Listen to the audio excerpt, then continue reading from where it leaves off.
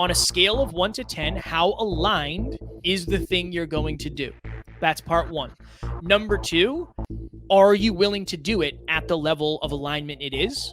Number three, what can you do to make it more aligned? And I said, no, that doesn't resonate. I value friendships as much as they do, but it's more misaligned for me to spend quality time with my old friends because of the mission we're on.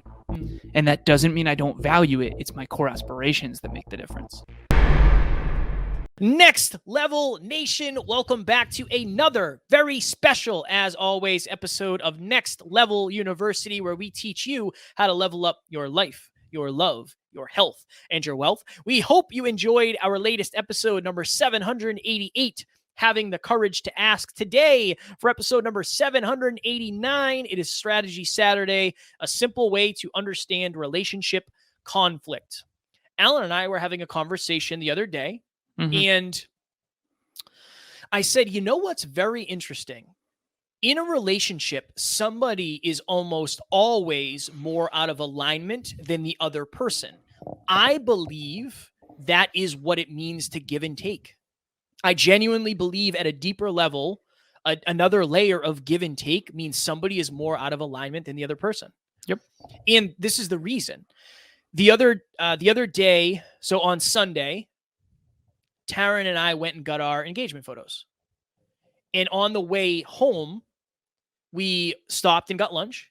And then we went home and we were watching UFC. And I said to Taryn, I cannot wait until the day that we are able to go to UFC and sit front row. Like, that's going to be amazing. I actually think I said where I can go sit front row. And she's like, oh, I can't wait for that either. And I was like, what do you mean you can't wait for that? You want to do that? And she's like, yeah, because it's important to you. That's not a 10 out of 10 for her like it is for me, but it's not enough contrast where she's not interested, she's not intrigued, she's not willing, she's not loving enough to do that. So the strategy is this.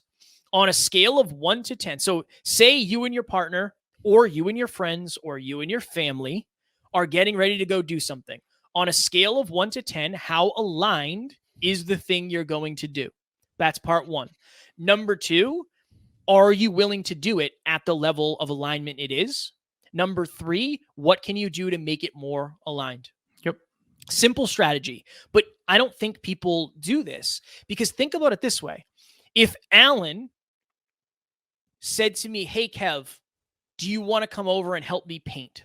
Which he would never do. But do you want to come over and help me paint? Well, I have trouble asking. Well, that's valid. Hey, Kev, will you come over this weekend and help me paint? Absolutely not. Okay, I don't have any problem saying no, so we're going to be fine. But I need to make you feel guilty now. No, if I thought about it and I thought, okay, on a scale of 1 to 10, that's a 10 for Alan because he wants to do it. For me, it's quite literally a 0. It's 5. It's 5. But, well, total, yes, combined. But that's not where I was going. Okay. If I decide there's no way that we can make it more aligned. Like, what can make it more aligned? If Alan bought me pizza and we listened to an audiobook the whole time, so I learned or something like that, right? Cool. Right. Yeah, that's only a 2 for me. 2 is not aligned enough. I don't want to do it. If I do it, I may start to resent Alan. I might be 5 hours into painting and be like, oh, I cannot believe he effing asked me to do this. But you'll really be mad at yourself for saying yes to something that wasn't aligned. Yeah. And this is the interesting thing, and we've come to this a lot. I feel like a lot of times that when I have junk, that's what we call it, is junk, mud in your glass, whatever you want to call it. But like clearing the corrosion, when you have junk or you get triggered or you're being unkind or whatever, it's usually because you're actually mad at yourself deep down. We had a big realization this week about this, and I realize, and I tell Kevin this all the time, I think I'm just mad at myself. Yeah. I think I'm just mad at myself deep down. I'm trying to figure out why. Even though it might appear like I'm mad at XYZ or this person or that thing or this circumstance, right? And at the end of the day, it's just we're not taking enough responsibility or ownership, and we're not maybe getting to the root cause. But I think it's important before we move forward in this Strategy Saturday is to understand what alignment actually is.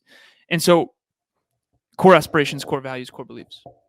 So if Kevin has, what do you typically do on, let's say I wanted Kevin to paint on Saturday. What do you typically do on a Saturday? Usually I get up, I go and hit legs, and then I work for 3 or 4 hours, depending on the day. And then Stuff around the house usually. Right. And then in the evening, UFC. UFC if it's on, or it could be like going to see Taryn's family, a double date, something like that. Saturday night is usually like somewhat date night. Okay. Or UFC. So in order for that so that's your core aspiration. That's congruent for you. What's that for you? 10 out of 10? Yeah. Now more than ever. Okay, awesome. So if he's going to come and paint at my house, it's not going to be 10 out of 10. That's technically outside of alignment with your core aspirations, your core values, and your core beliefs. Because you believe you should be doing that. You value time with Taryn. You aspire to, work during the morning to make sure the business, all that. And so one of the things that I want to make clear here is that people who don't have huge goals aren't as misaligned. In other words, if you have a dream to be genuinely, let's say your dream is to build the most successful, I don't know, Petco is pretty big, most successful pet products company on the planet. So you're going after Petco, right? You're going to coming to help me paint will be significantly more misaligned than someone who doesn't have goals. It's really important to understand this because Kevin and I rumbled with this recently. And he said, well, maybe you just don't value friendships as much as your old friends do. And I said, no, that doesn't resonate. I value friendships as much as they do, but it's more misaligned for me to spend quality time with my old friends because of the mission we're on. And that doesn't mean I don't value it. It's my core aspirations that make the difference. I'm either investing, and this is the truth, you are either investing in your core values or your core aspirations or both. But quality time with friends is a core value, but my core aspirations are something I invest more heavily in at the expense sometimes of certain friendships. And that's when you asked me that tough question of the truth of the matter is, Alan, would we still spend quality time together if we weren't on this mission and business partners? And I said, no, but that's not because I don't value you. Yeah. It's because it's not as aligned, which is what we're talking about today. Yeah. Hi, I'm Jennifer Hurvitz. So last year I wanted to quit everything. I wanted to throw in the towel. I wanted to hang up my microphone. And Kevin said, no. Kevin said, keep going, Jen. You've got this. And oh my God, I'm going to cry. And I did. Coaches need coaches, y'all. And working with Kevin has been one of the best experiences of my life. Oh my God, I'm crying. Kevin, you are the best. I could not do this without you. And thank you. Thank you for being you and the amazing human that you are. I just set my 90-day goals. I find that I work much better with 90-day goals. It just really works well for me. And it's goal weight, X amount of clients, and fun, unique experiences. And those are my three markers: health, wealth, and love. Those are my three markers. And I've realized that I think I was telling myself, and I told you this, I think I was telling myself more of a story than I realized of fun, unique experiences, and that I didn't value them, when I think a lot of the time I was just anxious about them. And that's for me, it wasn't outside of alignment as much as I made it seem. And that's a realization for me. So that's another thing, is to dig into why is it outside of alignment? Is it outside of alignment because you're afraid? Is it outside of alignment because you feel like you're not making progress in your goals? It really, if you think about it, it's always this. It's always, if I was to ask Alan if he wanted to go see a movie, I would probably pick an inspiring movie because I know it's more in alignment. Right. Whereas if you picked a horror movie, I would not go. Right. Right. And that is what we're, at all times, you're either moving closer into alignment or you're moving further away at all times. Always. Particularly in relationships when there's two forms of alignment. I told a client earlier today, I said the same sort of thing. I said, what matters is what's the number, what's the direction, and at what rate. And what I mean by that is from 0 to 10, how fulfilled are you in your life right now? AKA, how aligned are you? Okay, 6. Okay, is it headed up, down, or neutral? Said up. I said, okay, at what rate? Emilia and I, right now, 9 out of 10. Are we headed up, down, or neutral? We're headed up, and fairly slowly, because between 9 and 10. It's not a lot, right?